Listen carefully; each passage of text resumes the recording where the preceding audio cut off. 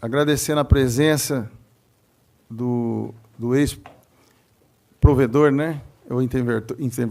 Ex-provedor, senhor Buch, que gentilmente nos atendeu pedido de convocação para estar aqui, para dar o seu testemunho e contribuir com essa CPI na tarde de hoje. Agradecer.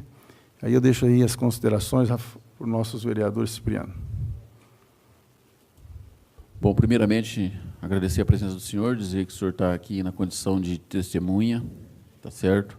Agradecer por ter assinado o termo de compromisso com a verdade e também do termo de anuência para gravação, para a gente demonstrar, trazer à população a verdade e também a transparência dos atos feitos. Eu vou ler aqui o ofício que foi encaminhado ao senhor, né?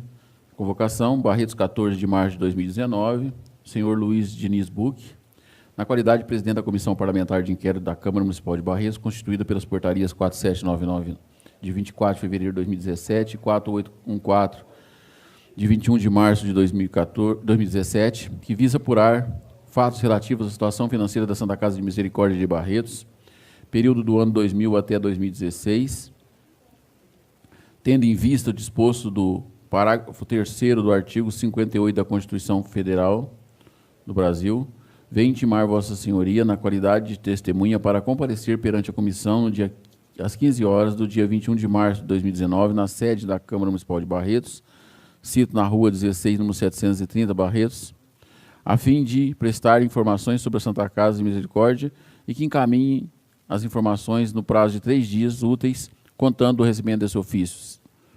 Quando assumiu a provedoria da Santa Casa, quais foram os valores apresentados no tocante de gasto com pessoal? Os valores foram apresentados ao senhor. Quando deixou a provedoria, qual era o valor de gasto com pessoal? Ao assumir, quais eram os valores de gasto com contratos terceirizados? Ao deixar a Santa Casa, quais foram os valores gastos com contratos?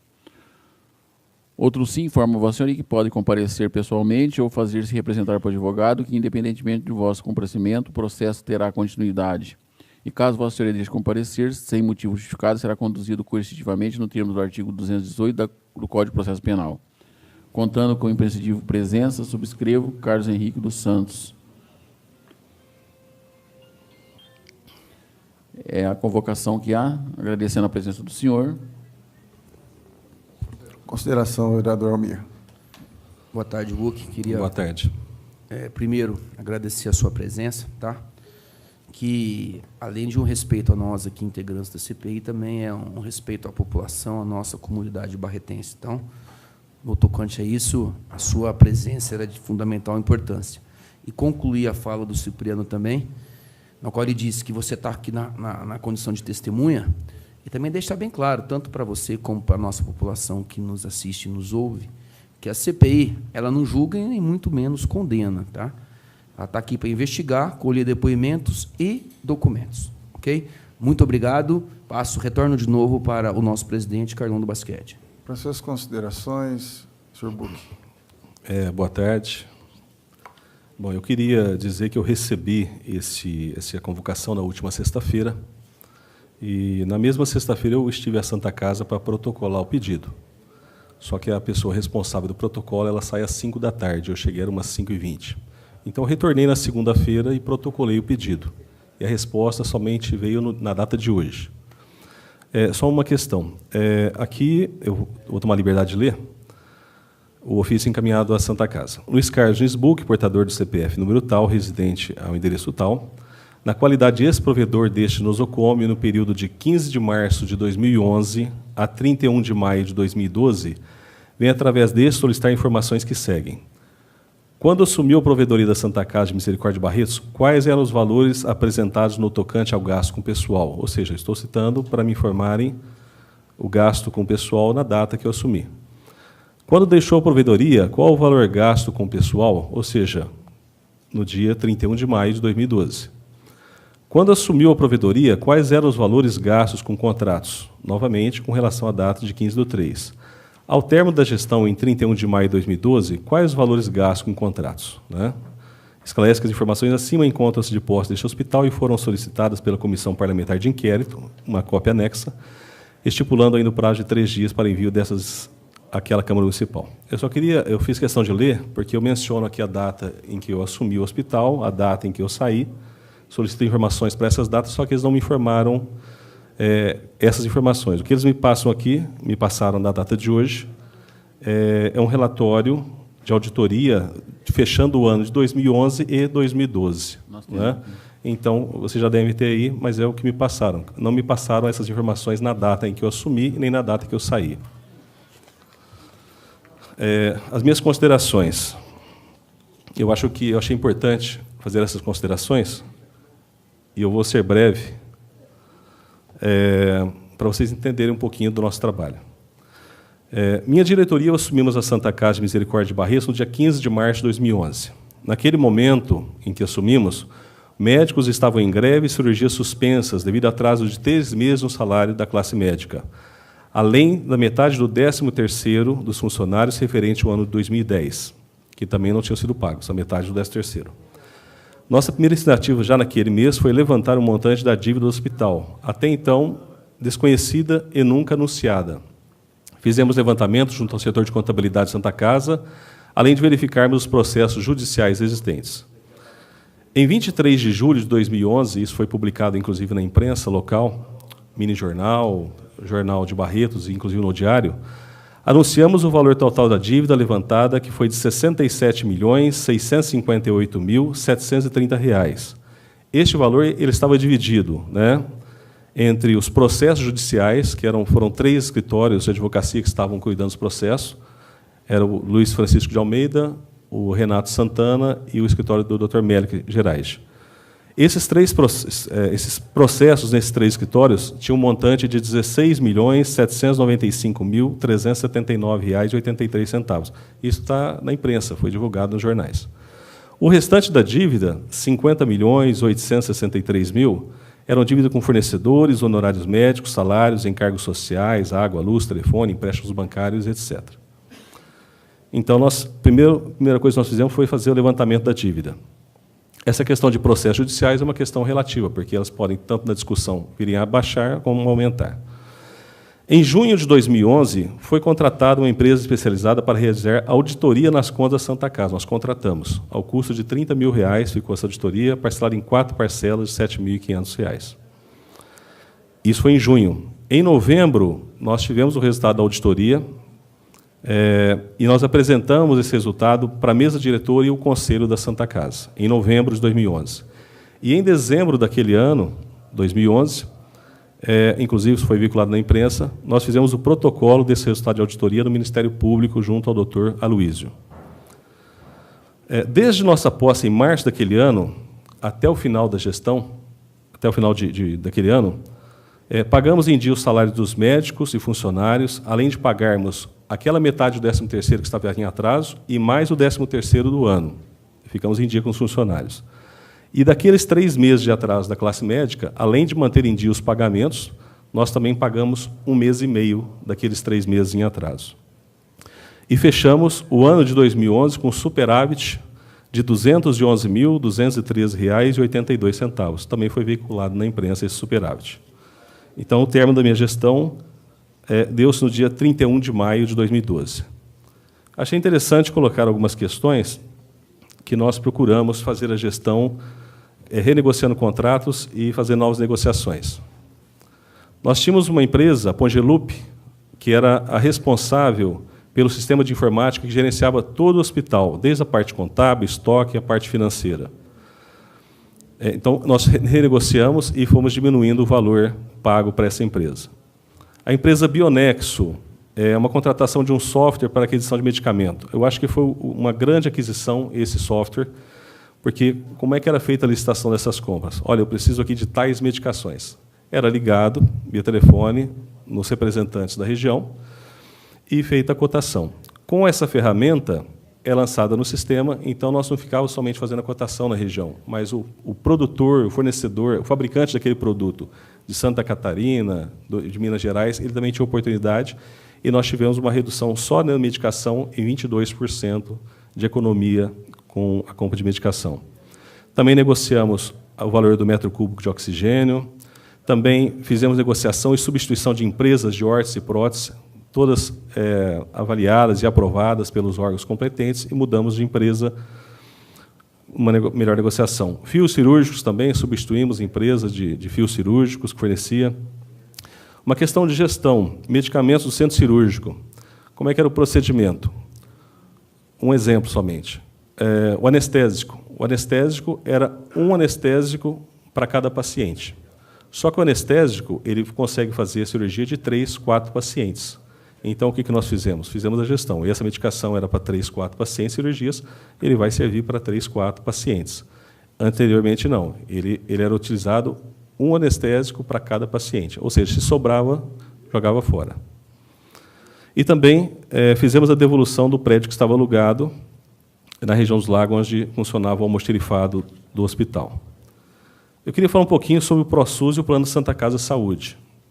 O Plano Santa Casa Saúde nunca foi multado pela ANS. Eu acho que foi falado aqui que houve multa. Nunca foi multado pela ANS. Existiam, sim, as cobranças de ressarcimento ao SUS, suscetíveis de defesa.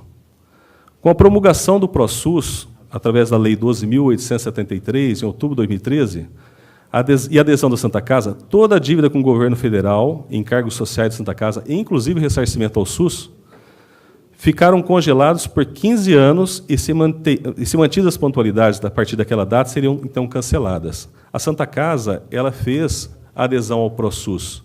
Então, todas as dívidas com o governo federal, inclusive o ressarcimento ao SUS, ficariam congelados por 15 anos, e depois de 15 anos, se a Santa Casa mantivesse em dia os pagamentos dos seus encargos sociais, a dívida seria cancelada. Inclusive, na oportunidade, encaminhei e-mail à Federação das Santas Casas e deputado federal Antônio Brito, colocando essa demanda. Né? Foi o e-mail que eu mandei a ele naquela oportunidade, falando, inclusive, dessa importância da manutenção do texto, porque ele proporcionaria somente para a Santa Casa de Barretos uma economia muito grande com relação ao ressarcimento SUS. A ANS sempre notificou o plano, assim como todos aqueles criados por Santas Casas, para que fizesse o desmembramento do CNPJ das Santas Casas, para com os seus números e resultados não fossem contaminados pelos hospitais. Ou seja, o que a ANS pedia para fazer o desmembramento não é porque o plano estava ruim, que tinha necessidade, é porque os números ruins do Santa Casa contaminavam os números do plano. Então, essa foi sempre a exigência da ANS. A contabilidade sempre foi apresentada de forma separada lá dentro do hospital. A prestação de contas junto ao conselho sempre foi prestada de forma separada, mostrando a importância do plano para o hospital. E eu quero só fazer aqui uma conta rápida e redonda. O plano comprava cerca de R$650 mil de serviços da Santa Casa, o que representava R$7.800.000 aproximadamente por ano. Além de também transferir seu lucro para o hospital. Com a venda do plano, este valor não está sendo mais comprado em serviços, portanto, uma perda de receita importante para o hospital. Isso representaria, entre compra de serviços e a transferência dos lucros, mais de R$11 milhões para o hospital. Então, eram as considerações iniciais que eu tinha que fazer, e estou à disposição para as perguntas. Eu vou passar para algumas perguntas do novo vereador Cipriano,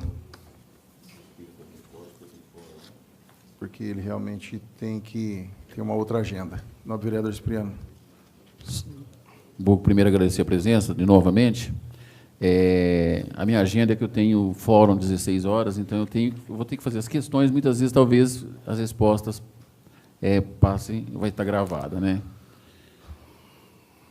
Bom, eu não sou disso, eu quero agradecer a sua consideração, porque você trouxe para nós o seu trabalho. Você não chegou aqui e falou que não sabe de nada do que aconteceu, né? Já faz alguns anos que você esteve ali, mais de 6 anos, né? E você tem aí os dados do que nós pedimos, demonstra maior respeito ainda conosco, trazendo esses dados. Dizer que confere também com os dados que nós temos. O senhor assistiu o anterior e uma coisa que me assustou, e nós perguntamos, o senhor não tem como apresentar, porque apresentou para nós também os balancetes anuais, e que nós não entendemos. Quando o senhor pegou no início de 2011. 15 de março de 2011. O senhor tem conhecimento que o fechamento de gasto com o pessoal no final de 2010 era da ordem de 15 milhões, e que o fechamento do senhor em 2011 foi de 10 milhões e 100? 5 milhões a menos? Cipriano, eu não tenho assim o número, né? Eu não fiz o levantamento desses números, mas quando nós assumimos o hospital, eram tantos os problemas que nós nos focamos no dia a dia, né? E nós procuramos fazer a gestão do hospital. Agora, esse número de 2010 e o quanto foi reduzido, eu nunca tive nem essa curiosidade de verificar, porque eram tantos os problemas que nós procuramos estar tomando conta do dia a dia. E contratos também diminuiu de 15 milhões para 10 milhões e 800. Nós fizemos, como eu disse aqui na minha explanação, nós fizemos algumas revisões, negociações de contrato. 25% no medicamento. Só na medicação, e um hospital consome muita medicação, somente medicação foram 22% de economia, né, com essa adoção dessa ferramenta Bionexo. E fizemos outras negociações, como eu disse, substituímos a empresa fornecedora de órtese e prótese, fizemos substituição da empresa fornecedora de fios cirúrgicos, né, oxigênio, negociação do valor do metro cúbico do oxigênio. Então, foram o que eu lembrei, algumas empresas que eu lembrei de estar apontando aqui. Mas, assim, a precisão das empresas todas é somente o hospital que vai ter essa informação. Houve diminuição nos serviços prestados oferecidos para a população pela Santa Casa? Cipriano, ali ela tinha um potencial maior de atendimento. Só que, para você produzir mais, você necessitaria de mais recursos. O que nós procuramos fazer, e houve, já respondendo a sua pergunta diretamente, houve uma redução, sim. Houve uma redução porque, como eu disse, os médicos estavam em greve, né? Então, somente aquele período de greve não foram feitos atendimentos. Somente foram feitos atendimentos de cirurgias de urgência e emergência. As outras cirurgias eletivas, elas não foram. Só por esse motivo, já há uma diminuição aí dos atendimentos.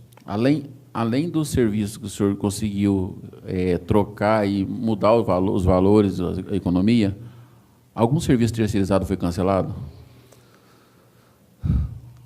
Cipriano, não me recordo de nenhum serviço que tenha sido cancelado, né? Houve somente substituições, que eu me recorde, de empresas que forneciam produtos e que nós fizemos essa substituição. Eu tenho uma dúvida como cidadão. Por que o senhor deixou a provedoria? Eu fui convidado pelo Mussa a sair candidato a vice-prefeito com ele. Então, eu tive que me afastar. A data limite foi dia 31 de maio de 2012. Não poderia estar acumulando cargos. Então, por esse motivo, eu solicitei meu afastamento da provedoria da Santa Casa. E não foi convidado mais a retornar depois? Depois desse período, eu até poderia retornar, porque eu só solicitei meu afastamento. Mas eu sou uma pessoa assim que eu gosto de parceria, né? E gosto de estar junto. O Renato Peguim, que era meu vice, ele estava muito bem na provedoria, muito motivado, juntamente com a diretoria. E teve uma questão. Naquele momento, nós perdemos o administrador do Plano Santa Casa Saúde, que era o Newton Celestino. Então, como estava faltando essa pessoa para administrar o plano, então eu fui administrar o plano e o Renato ficou administrando a Santa Casa. O senhor diminuiu as locações também? Locações de equipamento, locação de... Nós devolvemos um prédio alugado, que era na região dos Lagos. Locação de equipamentos, eu me recordo, se eu não me engano, a hemodiálise tinha equipamentos locados, as máquinas de hemodiálise, se eu não me engano, eram locadas. Eu agradecer só ao senhor. Talvez eu não esteja aqui para fazer as considerações finais, mas agradecer. Tá? E acho que são essas minhas dúvidas. E já, só no relatório inicial do senhor, o senhor já conseguiu tirar muitas das dúvidas nossas, dessas discrepâncias que aconteceram. O senhor está como testemunha, mas volto a repetir, não vejo discrepância durante a estada do senhor lá. Foi só para a gente entender as demais. Sim, é o que nós procuramos fazer, e tudo isso que eu disse a vocês não são de arquivos pessoais. Isso aqui foram publicados na imprensa, naquelas oportunidades.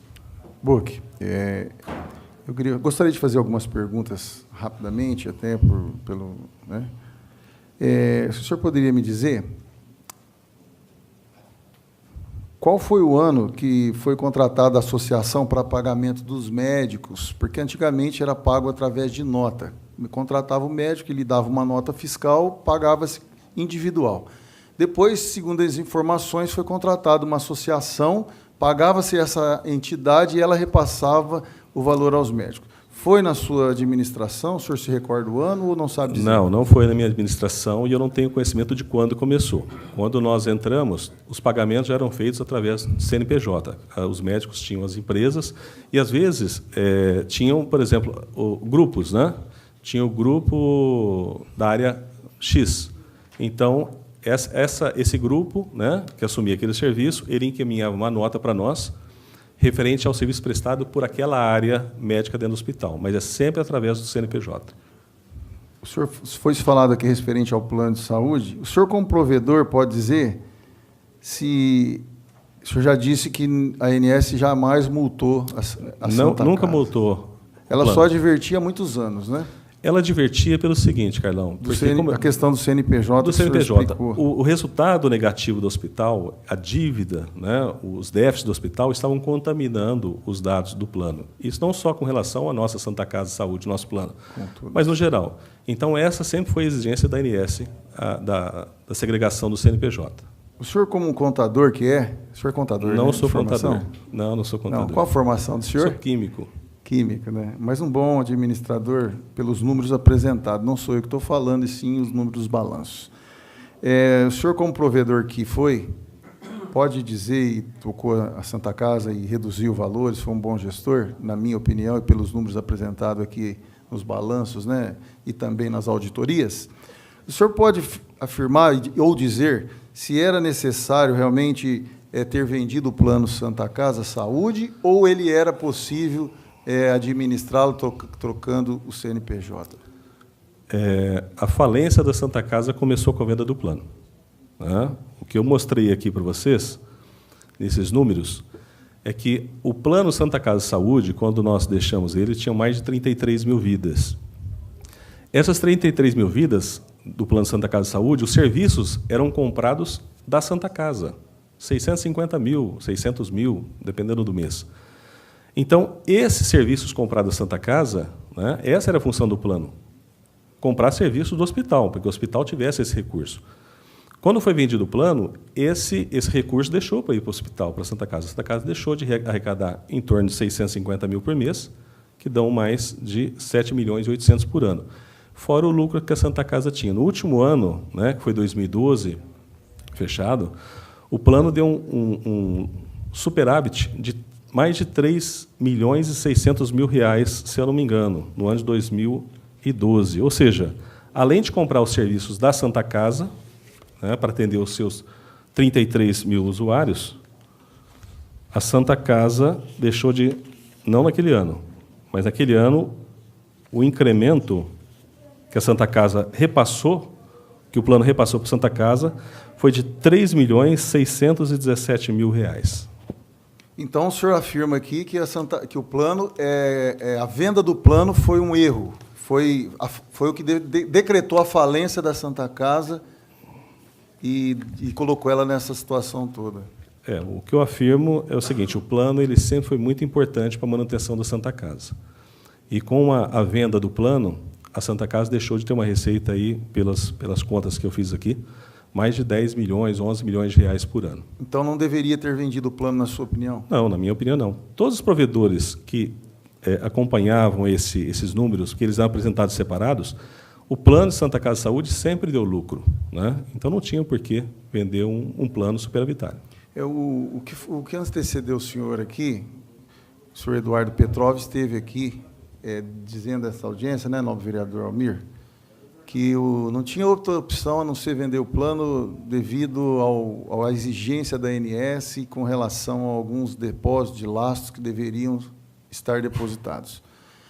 O que antecedeu o senhor agora, recentemente, o senhor Décio Maruco, levantou uma situação aqui que eu quero considerar muito importante, porque ele alegou que existia duas contas que eram obrigadas a Santa Casa a depositar. O PEONA, que isso aí já todo mundo sabe, que esse dinheiro do PEONA era obrigado a depositar e ficava retido, porque era uma forma de reserva. É uma reserva. Mas agora o senhor Décio Maruco saiu daqui dizendo que existia uma outra conta que também exigia, e até um depósito maior ainda do que o PEONA. E isso, em momento nenhum, está no processo, em momento nenhum foi contabilizado. E aí, ao contrário, vem aqui o senhor Eduardo dizendo que que não tinha lastro, que esse dinheiro não existia e era impossível continuar com o plano, porque a exigência da ANS era que fosse colocado um dinheiro e a Santa Casa, nesse momento, não tinha e ele não teve outra opção a não ser vender o plano. O senhor se recorda e pode dizer alguma coisa a respeito disso? Olha, com relação ao PEONA, sim. Né? Da outra conta garantia, eu não me recordo. O PEONA é uma conta reserva que, em algum mês onde haja alguma discrepância de atendimentos, alguma calamidade, né, que ocorra e que o plano tenha necessidade de estar utilizando esse recurso, é uma reserva que fica à disposição. Claro que essa reserva ela tem que ser acompanhada pela ANS. Agora, essa outra conta garantia, eu não me recordo nesse momento. Essa verba que é depositada é uma conta da ANS. A conta ANS, corrente que... A ANS ela informa o mínimo que você tem que ter depositado lá. Para a ANS? Não, é uma conta, ela fica em nome da Santa Casa, mas ela fica sob, vamos dizer assim, para você liberar esse recurso tem que ser com autorização da ANS. Então, essa conta ela fica uma conta garantia. Né? Sem autorização não saca. Você não saca. O senhor se recorda em algum momento, quando esteve lá, se a ANS fez alguma advertência de que, se não depositasse um valor a mais para garantir o plano, teria que vender o plano? Ou simplesmente a exigência era mudar o CNPJ? Quando nós saímos do hospital, foi em 2013, o valor do PEONA ele estava superado. Né? Tinha o dinheiro suficiente do PEONA naquela oportunidade.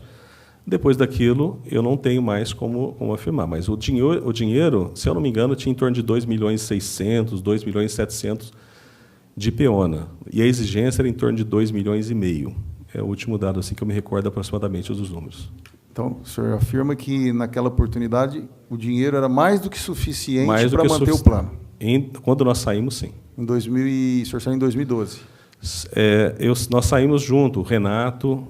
Toda a diretoria saiu junto em 2013. 2013. Sim. Então, existia. Então, o que passou disso, o senhor já não pode dizer, lógico, né? Não, eu não sei dizer. Lógico. Mas, com relação à venda do plano, eu, pessoalmente, questionei aqui na tribuna e também como presidente dessa comissão, o porquê que não foi feito um chamamento público ou um leilão, como dizer, um leilão público para a venda do plano.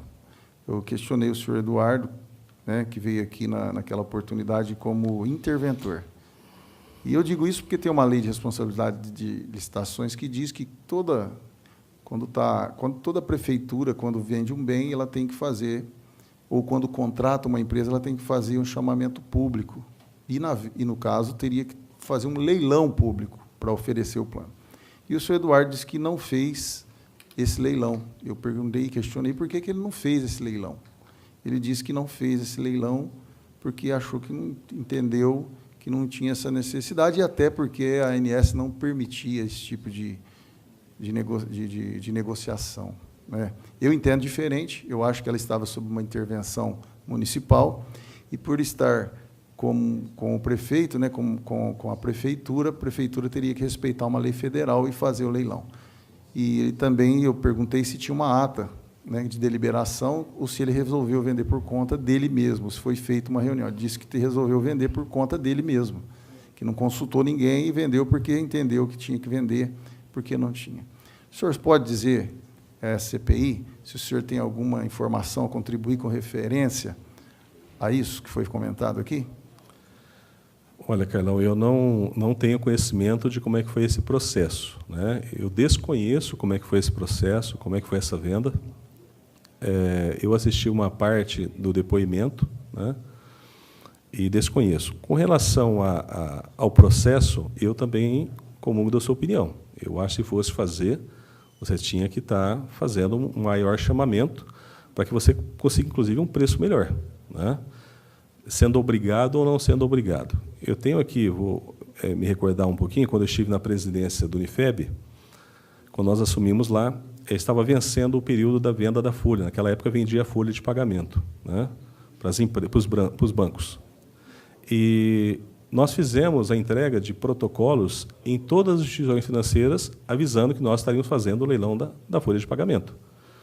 E nós recebemos lá, então, alguns bancos interessados e houve lá a melhor proposta, então. Então, eu concordo com você. Eu acho que quando você, inclusive, quando você vai fazer a gestão de algo que não é seu, pessoal, né, mas que pertence à comunidade, eu acho que é bem prudente você fazer a divulgação disso para que você consiga um melhor êxito ali dentro do mercado. Já existe um laudo de um perito contratado pela Justiça que já afirmou que a venda do plano foi vendida num valor abaixo de mercado, mais de R$2 milhões abaixo do valor do plano. Então, com certeza, se o senhor disse aqui, se o senhor disse aqui que a venda do plano foi a falência da Santa Casa, ainda mais vendendo R$2 milhões abaixo do valor de mercado, eu não resto dúvida que esse ponto tem que ser considerado. E no relatório final, vereador Almir, que nós iremos fazer, que um dos motivos do endividamento e do caos não deixa dúvida que a venda do plano de saúde, de tudo isso que foi apurado aqui, de tudo que foi constatado até através de laudo pericial. Vereador Almir. Obrigado. Obrigado, presidente Carlão. Bom, que eu iria fazer algumas perguntas para você, mas tanto o vereador Cipriano como o vereador Carlão já o fizeram, e restaram apenas algumas poucas perguntas para mim te fazer. Na verdade, você falou que você entrou lá como provedor em março de 2011, é isso? 15 de março de 2011. E você deixou para a campanha? 31 de maio de 2012. Então, é um ano e pouquinho, é isso? Sim. Tá. Nesse tempo, você se recorda quantos funcionários existiam quando você assumiu? Eu já respondi essa questão anteriormente. Eu não tenho assim certeza dos números, já faz algum tempo. Mas tinham na folha, né, nos registros, em torno de 1.100 funcionários, mas muitos desses funcionários estavam afastados. Então, assim, efetivamente, trabalhando no hospital, em torno um número aproximado, 1.000, 1.020, 1.030 funcionários. Quando você assumiu? Quando eu assumi. E quando você saiu, houve, assim, diminuiu, aumentou? Eu não tenho esse número se diminuiu ou se aumentou, né? Porque o giro de funcionários dentro do hospital ele era muito grande, né? Entravam muitos funcionários, mas também saíam muitos funcionários. Então, devem ter permanecido aproximadamente o mesmo número, Almir. Não teve nada assim, criação de serviços que justificasse um aumento de número de funcionários. Não, perfeito. E também, às vezes, você deve ter respondido na audiência anterior, mas é que, quando nós estamos fazendo agora individualmente, então, muitas das vezes, as perguntas são as mesmas. Sim. E nesse período também de 1 ano e 2 meses, houve alguma reforma, aquisições durante esse período? Nós fizemos algumas, sim, né? Nós reformamos o 3º andar, nós fizemos aquisição de produtos, de equipamentos para o centro cirúrgico, nós reformamos o pronto atendimento do Santa Casa de Saúde, reformamos também a ortopedia, foi o reformado da ortopedia. Nós fizemos um prédio ali onde era o estacionamento de motos, tinha um estacionamento pela rua 30, para cima da Drogadada um pouquinho, tinha um estacionamento ali. Ali aquele terreno era de Santa Casa. Nós construímos ali um almoxerifado de 622 metros quadrados.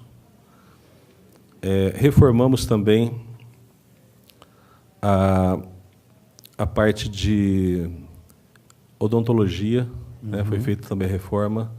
Que eu me recorde, foram esses os... Tá, perfeito. E esses valores, com essas reformas, foram pagos durante ou ficou para as gestões posteriores? Não, foram todos quitados durante a minha gestão. Foram todos quitados? Todos quitados durante a minha gestão. Perfeito. Buc, essas perguntas que eu teria que fazer, eu inicio de mim aqui, Carlão, as falas finais, te agradecendo mais uma vez a sua presença, tá, desse compromisso, não só com nós aqui, os membros dessa CPI, mas também para toda a comunidade barretense. O meu muito obrigado e você tenha uma ótima tarde. Obrigado. Buc, volto a palavra para mim mesmo. Dizer que nós não podemos aqui, de maneira nenhuma, desprezar os números, o balanço. Senhor vereador Almir, nós não podemos desprezar aqui o dinheiro que foi gasto, o dinheiro público que foi gasto com as auditorias que está nesse volume desses processos, desses 6 mil documentos, onde mais de 3 auditorias confirmam os números que nós estamos apresentando aqui hoje, nesta tarde. Então, são números importantes, são valores com muitas discrepâncias, valores que dão uma diferença de milhões de um ano para o outro, e isso foi numa crescente de uma forma muito preocupante, e realmente nós teremos que debruçar em cima para fazer nossos relatórios, mas eu confesso que estou surpreso. Eu vou dizer à população e vou dizer a Vossa Excelência, os senhores e Vossa Excelência que está aqui, nobre vereador, lembrando que, 2007, o senhor Décio, que antecedeu o senhor, disse que existia 900 a 1.000 funcionários. E, numa evolução de 2007 até 2012, manteve esses mesmos funcionários, 1.000 funcionários. Ou seja, não contratou mais ninguém. Desde o início de 2007 até 2012, eu desafio, até 2019, o número de funcionários são os mesmos. Se considerar afastamento, férias, ficou em torno de 1.000, 1.000 e pouco, que é o mesmo balanço aqui apresentado em 2007. Porém, em 2007, se gastava 9.900.000 com a folha de pagamento. E vamos considerar que a Santa Casa nunca deu aumento significante para funcionários. Nunca deu, a não ser a inflação. Eu estou considerando 2007 até hoje, até os dias de hoje. Em 2011, então vamos lá, acrescente, 2007, 9.914.000 com a folha de funcionário. 2008, esses números passaram para 11.410.000, período do senhor Décio. Em 2009, 13.332.000. Em 2010, 15 milhões com os mesmos 1.000 funcionários que estão até hoje na Santa Casa. E aí a surpresa que fica é que quando o senhor entrou em 2011, e é isso que nós queremos entender, e está difícil de entender, né? É que o senhor conseguiu abaixar a folha para 11.764. Ou 11 seja, milhões. No período que o senhor assumiu... 11 milhões, falou 1.000. Desculpa. O senhor conseguiu abaixar a folha de 15 milhões para 11.764, que dá uma diferença de 3.200.000. Então, assim, se ninguém explicar esses números, se considerar que ano a ano tem inflação, o senhor fez milagre ali. Enfim, com os mesmos funcionários, repondo a inflação, o senhor consegue apresentar um balanço de 3.200.000 a menos do valor que era gasto. Então, nós queremos entender como pode esses valores dobrar o valor em apenas de 2007 a 2011, né? E depois, em 2012, abaixar 3.200.000. Então, tem alguma coisa errada. E aí, as auditorias foram pagas, todas, eu acredito que têm que ser respeitadas, porque são são auditorias diferentes, né? Confirmam esses valores. E por isso que eu lhe perguntei se era um pago médico de uma outra forma, né? Através de outra forma. Porque, mesmo ainda que pagasse os médicos, igual o senhor disse que não pagou de outra forma, o senhor gerou uma economia de 3.200.000. Então, realmente, é assustador esses números, e também nós temos que considerar também esses números na questão de locação, que o senhor conseguiu de 4 milhões no ano de 2007, chegou em 2010 a 9 milhões, e no período do senhor houve uma economia significante. Então, são os números que essa CPI tem que apresentar à população, e aí não fica difícil, às vezes, entender o porquê que a Santa Casa chegou a essa falência e esse endividamento. Não quero aqui precipitar e dizer que teria alguém se apropriado, nada disso. Aqui o que eu posso dizer hoje é que existe maus gestores e bons gestores, pelos números apresentados. Isso não deixa dúvida, né? Se nós iremos concluir o relatório de CPI, estamos aguardando, inclusive, alguma apresentação de dúvidas, como foi do Renato, como foi a do que me antecedeu, que ficaram de encaminhar aqui para a gente poder entender melhor, porque senão nós temos que julgar o que está nos autos do processo. E pelo que está nos autos do processo, nós chegamos a essa seguinte conclusão, pelo menos da minha parte. Eu gostaria de saber se o senhor vai apresentar o que o senhor leu a essa CPI, que foi em números importantes, com relação a quando o senhor iniciou, quando o senhor fez um relatório, né? Leu a CPI, se o senhor poderia, se o senhor tem interesse em deixar, que seria importante os números que o senhor apresentou, e se pudesse, eu gostaria que vistasse, assinasse, para a gente anexar os autos do processo, para ficar melhor, para interpretar esses números. Eu vou deixar essas anotações que eu fiz, né? Apesar que vocês também têm gravado aí em vídeo, mas eu vou deixar elas com vocês. E eu só queria dizer aqui, Carlão, que a gestão que nós procuramos fazer na Santa Casa foi uma equipe muito boa que esteve lá, pelo Carlão do basquete, pelo Enzo Zatiti, o próprio Renato Peguim, e que não houve vaidades da nossa parte em ajudar o hospital. E, inclusive, a nossa ida para lá foi da seguinte forma: a Santa Casa, o Conselho terminou a gestão da provedoria, abriu-se um período para inscrição de chapas, ninguém inscreveu chapas, porque as pessoas veem a Santa Casa como um problema, mas nós sabemos da importância dela para a população. E, depois de uma semana, reabriram de novo e, até no penúltimo dia, ninguém havia inscrito. E quem nos chamou para ir para lá foi o Odair Silva, né? Queria aqui dizer a importância do Odair Silva nesse processo, para que nossa equipe pudesse ir para lá e fazer aquele trabalho. Eu só queria saber de você, eu não sei se você já tem aí, mas são os dados que eu solicitei à Santa Casa, mas que não vieram da forma que nós solicitamos. Só veio do final do ano, né, o encerramento do ano, que eu acho que é justamente o que você tem aí, mas está à disposição também. Eu agradeço, e depois, se o senhor puder só avistar esses documentos aí, que o senhor, Isso. para ter legitimidade, sim, vai ser juntado ao processo, né?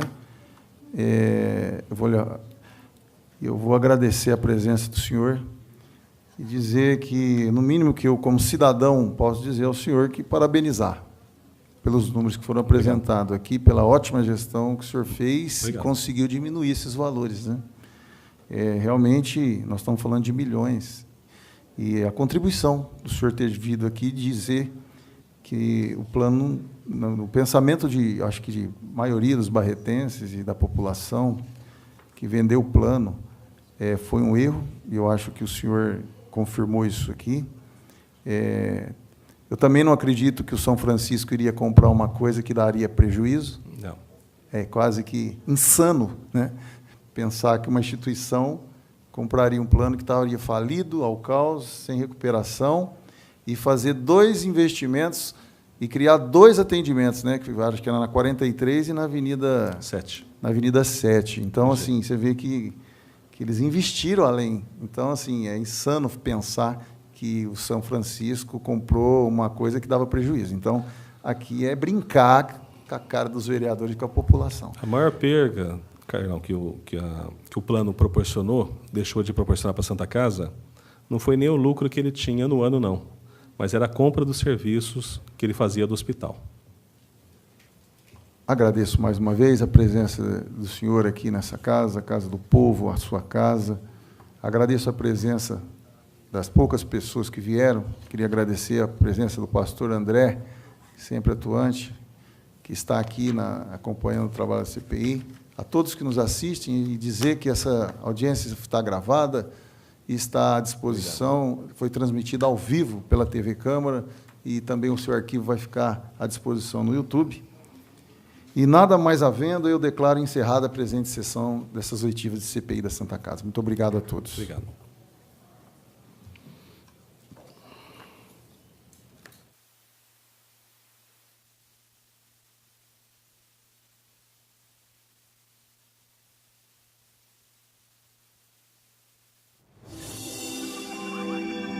Você assistiu Reunião de CPI.